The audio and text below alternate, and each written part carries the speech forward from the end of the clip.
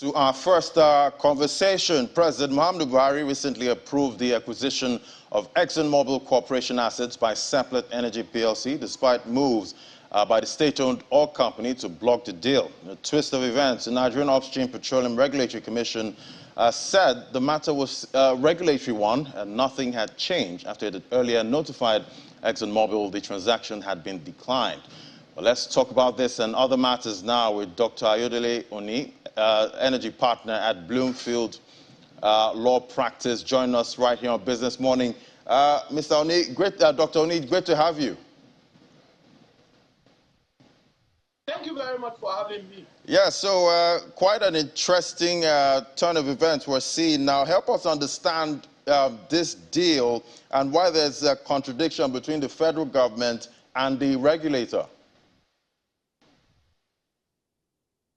Okay, thank you very much. Okay, so it's a divestment deal of some sort, but it's a sale and purchase agreement.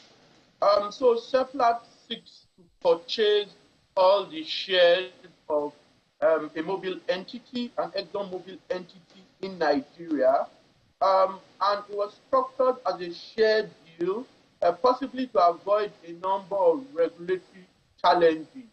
You know, under the joint operating agreement, now, Mobil is in a joint venture with the NNPC.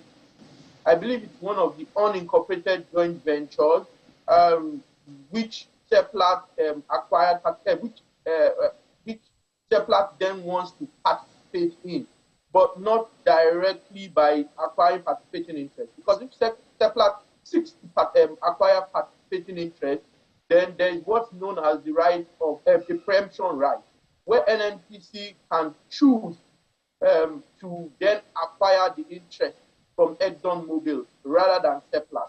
So I believe it was structured as a shared deal to avoid the provisions around preemption. But that's the first leg of where the problem is, because the NNPC does believe that, and it's a fair argument, does believe that it's a way to circumvent its preemption right. You know, a preemption right is a right for you to acquire your partner's interest when that partner was to sell. So NNPC is partner under the unincorporated joint venture. An unincorporated joint venture is a joint venture which basically is a contract. Instead of this setting up a company where an NNPC and Exxon would have been shareholders, they just have a contractual arrangement between them. So Seplat seeks to acquire ExxonMobil's shares, all of the shares in that company. So the first leg is NNPC having a reservation seemingly around preemption, and that they want to circumvent its rights, and it's debatable.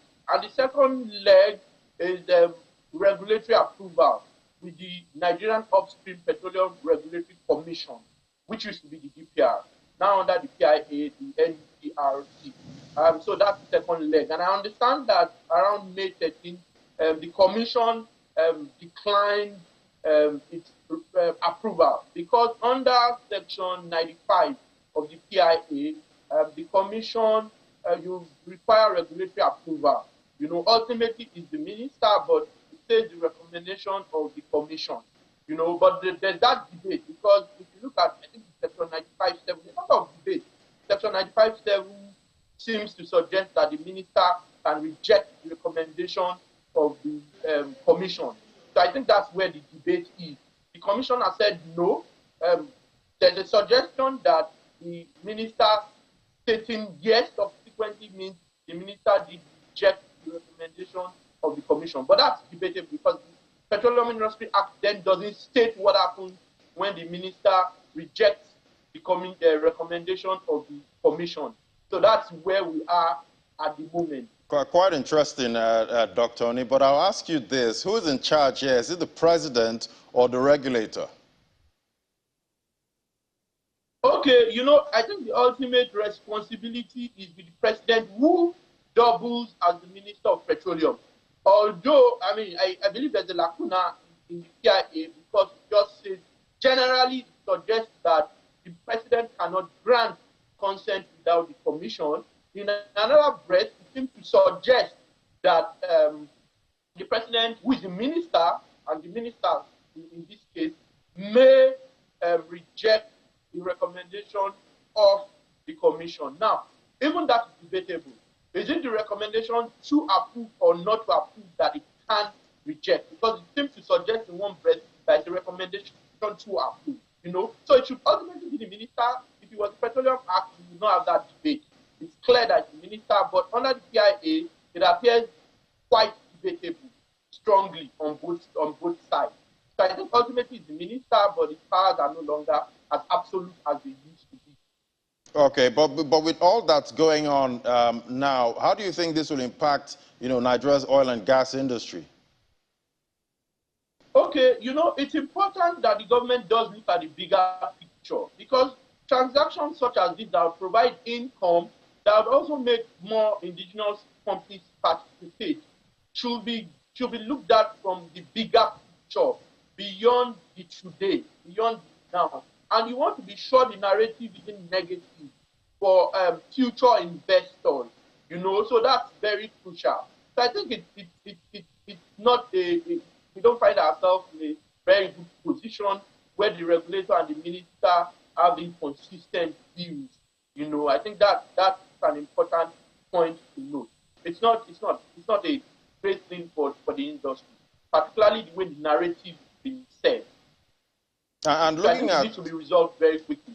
Not to send a bad signal or the wrong signal to the International Committee of Investors. And looking at, this deal, if it finally scales through, would you call it a win or a loss for Nigeria?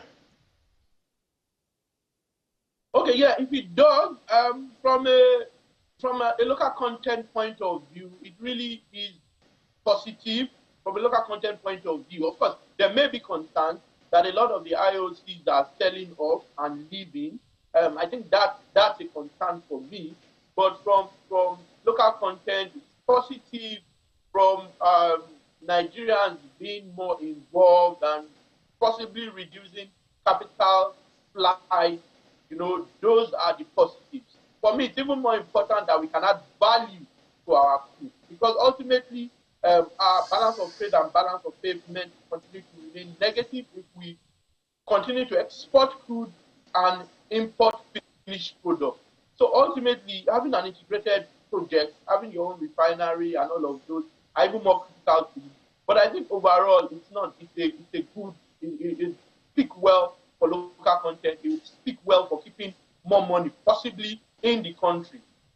And looking at it from, Seplat's angle now, they're the ones buying it. How's this going to impact them? Is it a plus for them? How much of a plus is it for them? Definitely is a plus. I understand the asset they will be buying, probably be producing 95,000 barrels per day, thereabout. That's what I see in the press. So that's good. That will increase their production, will increase income, and will be very positive for their books, for their shareholders. That's excellent news. I think it's a listed company, so that's really excellent news for the shareholders, and I expect that their share price will go up. So it's excellent news. And I think it's shallow offshore. It's not onshore. So some of those challenges will be onshore. I mean, very minimally may impact them, but I don't think it will be anything close to what currently. So I think it's positive for their books, for the shareholders, for the valuation of the company. I think it's very, very good news for them. If it does sail through. And I hope it does. And looking at, how ExxonMobil is divesting at this point, how does this impact other big guns, like the other IOCs in the market? Okay, well, the question is, you must look at the reason why they are divesting.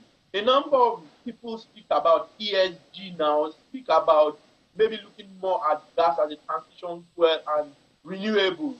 Many of them are beginning.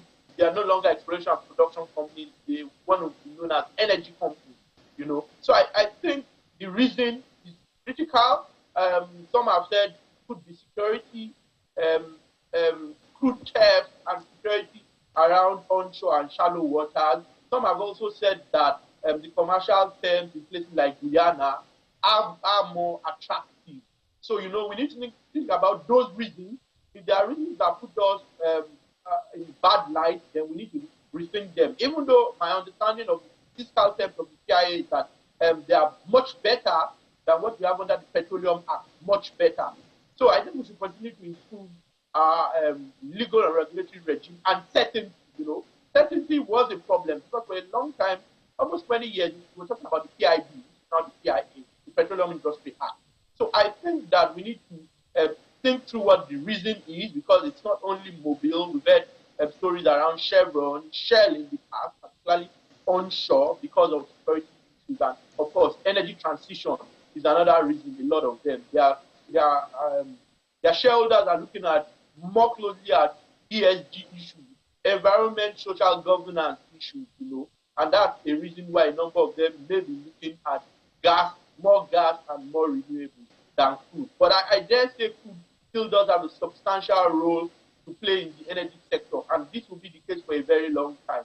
I mean, even 2050 won't cut it. And we see that example with people even looking to coal now because of what we have with Russia and Ukraine. So crude oil will continue to play a crucial role in the energy mix in the world. So I think it's positive for Nigeria, but could be negative depending on that reason. And we do need to note what the reasons actually are and to improve whatever challenges they may have faced, so that if subsequent owners, like even Seplat, don't face the same challenge. All right, we'll keep tracking that industry and how all these divestments and, the plans to move away from dirty alternatives. We'll see how all of that plays out. Thank you so much, Dr. Ayodele Oni, for coming on the show today. Thank you. Thank you very much for having me. All right. Have a good day. Okay, thank you. All right, now, so after the break, AFEX Commodities Market is next. Do stay with us. This is Business Morning.